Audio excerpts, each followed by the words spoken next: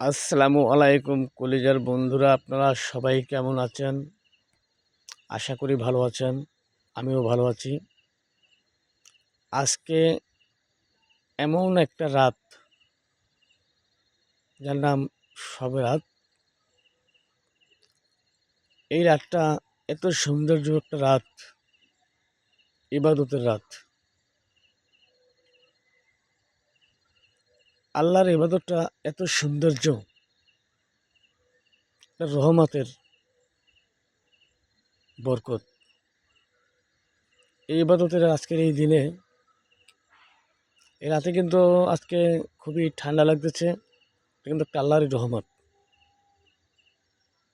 আর এই রাত্রে সবাই নামাজ পড়বেন ইনশাল্লাহ।